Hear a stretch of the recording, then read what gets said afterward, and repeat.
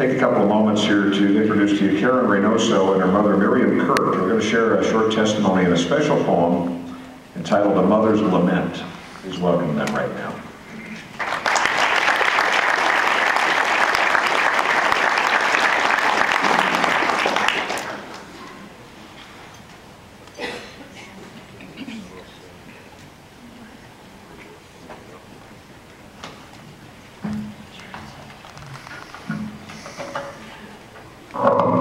Good evening.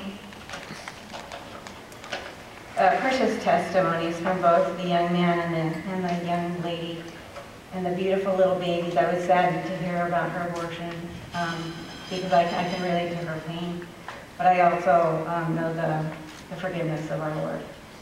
And being at Corona Life Services, she can get that if she hasn't already got that. Those wonderful recovery Bible studies, she'll be able to find that forgiveness and healing as well. I was 19 years old when I first became pregnant. The father of the baby was quickly out of the picture, so I turned to my best friend, my mom, to help me figure out what to do. After some discussion and a trip to a local abortion clinic for more information, a fateful decision was made that day. This decision would set me on a 5-year path of depression, self-destruction, more abortions, self-loathing, and finally hopelessness and despair. This decision set in motion for my mom consequences for which she had no understanding. In this pit of despair is where I turned to God for help. God pulled me up from the pit and regenerated my heart, my mind, and my spirit. But it would be another 15 years before I would deal with the aftermath of the abortions. Restoration and healing began in 2003, right here at Corona Life Services, when I went through a post-abortion Bible study. I now had a renewed hope and a renewed life, and the Lord began to use me to help others who had been hurt by abortion. God began to work on my mom's heart while observing my healing journey. She also went through a post-abortion Bible study to help other women hurt by abortion. And from that study, the poem she is about to recite was birthed. The poem is called A Mother's Lament.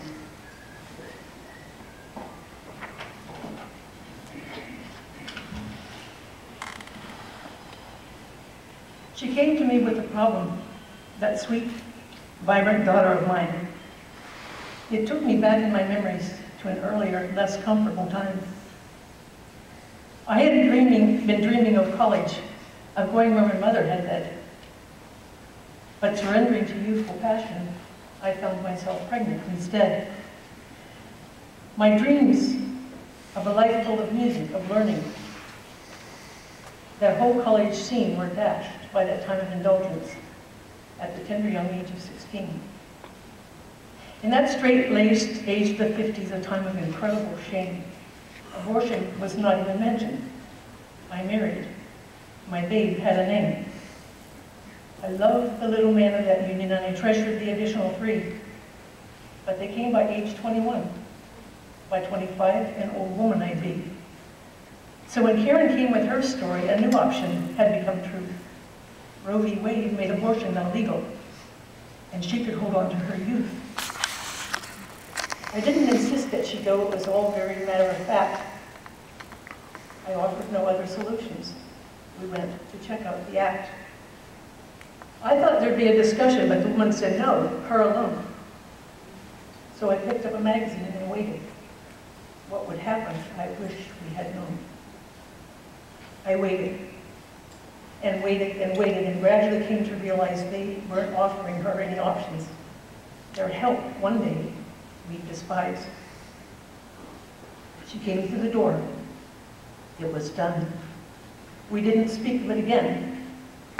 I set my heart on a new husband and never fathomed her pain. As I was building a new life, hers was spiraling in too. She came to me, a mother. I took her. We knew what to do. Though I denied the God of my youth, something was touching my heart. Again, she took care of the problem, and I sat across the street in the dark. For her, years of struggle and sorrow, while I lived in a denying blur. 2 more babies she gave to Mola. Through the door I had opened for her. But God, in his infinite mercy, reached down and said, "Dear one, come." He rescued her from her sorrow, and he forgave her for all she had done. She worked at a pregnancy center and confronted the truth in the lies. She savored our Father's forgiveness and gradually surrendered her cries.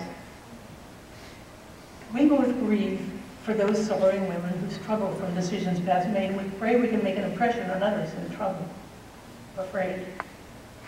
God's used our grief and our sorrow to reach out to others in pain. And with God, we take joy in the knowing we'll hold those dear ones again.